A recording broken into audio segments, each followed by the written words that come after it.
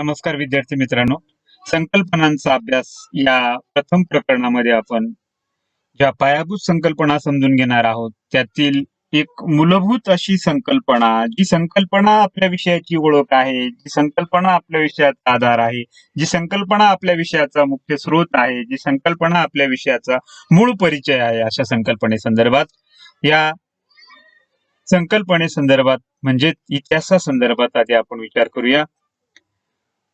आजतागायत तुम्ही इतिहास म्हणजे काय, इतिहासाचा अन्वयार्थ हा सर्वसामान्यपणे विभिन्न दृष्टिकोनातून परिचित असाल, तर त्यामध्ये आपण थोडासा अभ्यासपूर्ण दृष्टिकोन बघूया या ठिकाणी. यामध्ये इतिहास या शब्दाचा जर विग्रह केला तर इति अधिक हास असा शब्दसंग्रह जो तयार होतो. इति म्हणजे वृत्तांत, घटना, आणि हास म्हणजे असे घडले. म्हणजे याचाच अर्थ एखादी घटना अशी घडली, हा झाला याचा शब्दशः अर्थ, शब्दाचा अर्थबोध. आता याच्यामध्ये इतिहास या संकल्पनेसंदर्भातील आणि या इतिहास या तात्विकतेच्या संदर्भातील जर आपण मूळ गोष्टींचा जर विचार केला, तर त्यामध्ये ज्या काही मूलभूत बाबी दिसतात त्याच्यामध्ये गतकाळाचा शोध म्हणजे भूतकाळाचा शोध. घटना ही गतकाळात घडलेली असते आणि अशा गतकाळात घडलेल्या घटनेच्या संदर्भात विचार या ठिकाणी जो अभिप्रेत असतो. अशा घटनेच्या संदर्भात म्हणजे जी घटना मानवाच्या समग्र वाटचालीचा आलेख म्हणून ओळख दर्शवते, अशा मानवाच्या समग्र वाटचालीचा आलेख दर्शवणारी घटना म्हणून इतिहासाचा विचार या ठिकाणी केला. त्यानंतर मानवाची स्वातंत्र्याची गाथा, मानवी स्वातंत्र्याची गाथा, जसं ऍक्टन यांनी म्हटलेलं आहे इतिहास म्हणजे मानवाची स्वातंत्र्य गाथा, तसं या संदर्भात मूलभूत बाब म्हणून मानवाची स्वातंत्र्य गाथा ही या ठिकाणी महत्वपूर्ण ठरते. त्यानंतर मानवी संस्कृतीचा उदय असतो.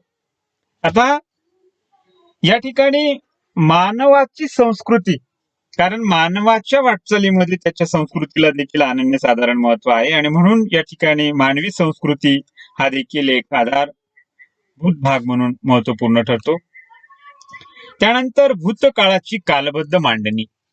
आता यामध्ये आपण पुढे त्याचा विचार करणारच आहोत की इतिहासाचे जनक असणारे हेरोडोटस यांनी देखील हाच विचार मांडलेला आहे की इतिहास म्हणजे संस्मरणीय घटनांचा शोध म्हणजे भूतकाळाची कालबद्ध अशी मांडणी, की ज्यामध्ये घटना ज्या आहेत त्या सुसंगतरित्या मांडणी, त्या घटनांची साखळी जी आहे ती साखळी या ठिकाणी महत्वपूर्ण ठरते. आणि म्हणूनच यामध्ये आपण अभ्यासपूर्ण दृष्टिकोनातून जर विचार केला तर ज्या मूलभूत बाबी दिसतात त्या मूलभूत बाबींमध्ये गतकाळाचा शोध, मानवाच्या समग्र वाटचालीचा आलेख, मानवाची स्वातंत्र्य गाथा, मानवी संस्कृतीचा उदय असतं आणि भूतकाळाची कालबद्ध मांडणी, या बाबी या ठिकाणी महत्वपूर्ण ठरतात. त्यानंतर आपण या संकल्पनेच्या ज्या काही तत्वज्ञानाच्या दृष्टिकोनांकडे वळणार आहोत, म्हणजे इतिहासकारांनी मांडलेला मतप्रवाह आपण देखील पुढे विचारात घेणार आहोत.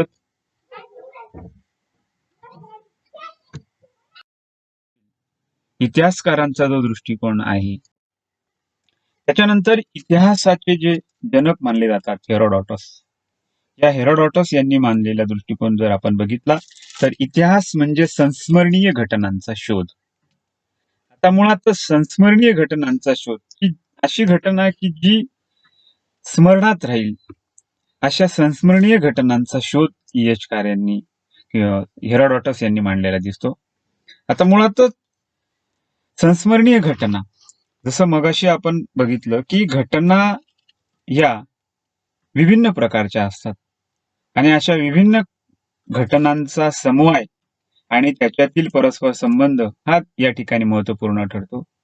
आणि म्हणूनच आपण देखील असा एक विचार करा किंवा मग सिंहावलोकन जर केलं तर आपणास असं लक्षात येईल की आपल्या आयुष्यात अशा काही गोष्टी असतात की ज्या कधीही आपण विसरू शकत नाही. आणि म्हणूनच ज्याला तुम्ही संस्मरणीय घटना असं म्हणतात. म्हणून या ठिकाणी इतिहास हा संस्मरणीय घटनांचा बोध करून देणारा, संस्मरणीय घटनांचा शोध घेणारा, संस्मरणीय घटनांचा वेळोवेळी आपणास परिचय करून देणारा असा विषय आहे, की ज्या घटना आपल्याला, ज्या घटनेच्या नीतिमूल्यातून, ज्या घटनेच्या तात्विकतेतून आपलं विचारधन वाढीस लागतं आणि जो आपल्याला भविष्यासाठी आधार ठरतो. त्यानंतर कार्लाईल यांच्या संदर्भात जर आपण दृष्टिकोनाचा विचार केला तर कार्लाईल यांचा मतप्रवाह असा दिसतो, इतिहास म्हणजे श्रेष्ठ व्यक्तींचे चरित्र. आता जसं आपण बघितलं की इतिहास घटनांशी निगडीत आहे. घटना ही एकतर मानवाशी समीप असेल किंवा मानवी समूहाशी निगडीत असेल. म्हणून इथं कार्लाईल यांनी मांडलेला दृष्टिकोन इतिहास म्हणजे श्रेष्ठ व्यक्तींचे चरित्र.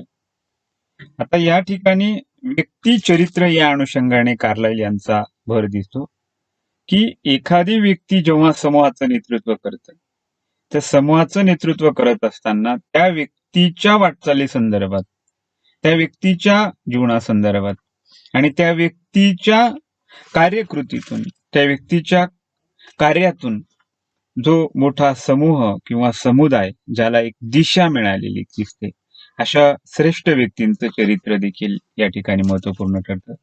म्हणून कार्लाईल यांनी मांडलेला हा दृष्टिकोन, की इतिहास म्हणजे श्रेष्ठ व्यक्तींचे चरित्र. आता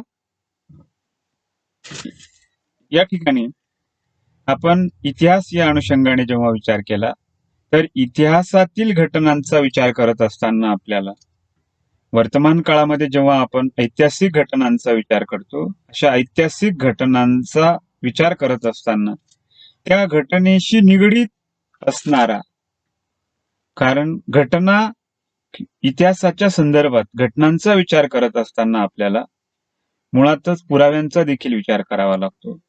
म्हणून नो डॉक्युमेंट नो हिस्ट्री, ना साधन ना इतिहास.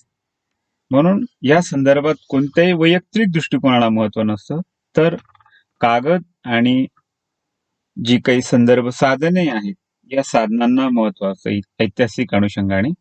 तर अशा ऐतिहासिक अनुषंगाने महत्वपूर्ण असणारी संकल्पना म्हणजे अभिलेखागार, ज्याला आपण दफ्तरखाना असं देखील म्हणतो.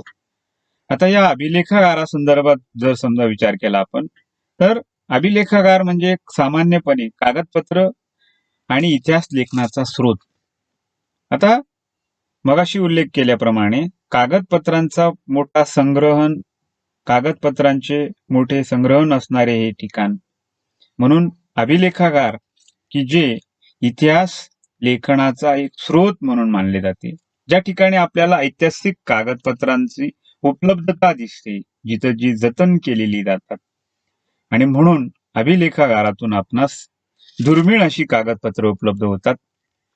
ही अभिलेखागार देखील घटनांच्या संदर्भात म्हणजे इतिहासाच्या संदर्भात ऐतिहासिक घटनांना बोलते करण्याचं काम जी साधनं करतात, अशा साधनांची उपलब्धता करून देणारा स्रोत म्हणजे अभिलेखागार होय.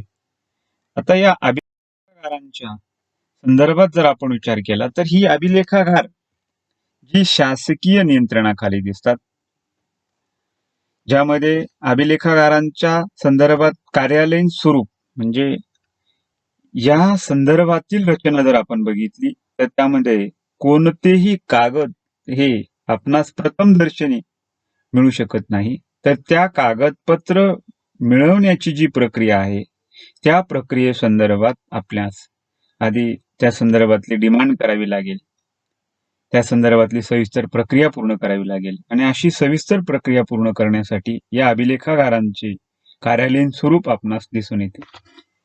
त्याचबरोबर अशा अभिलेखागारांमध्ये कागदपत्रांचे जे व्यवस्थापन आहे, कारण विस्तीर्ण अशा माहितीचं संग्रहण करणं आणि अशा माहितीचं संग्रहण करत असताना कागदपत्रांचं व्यवस्थापन देखील या ठिकाणी महत्वपूर्ण ठरते.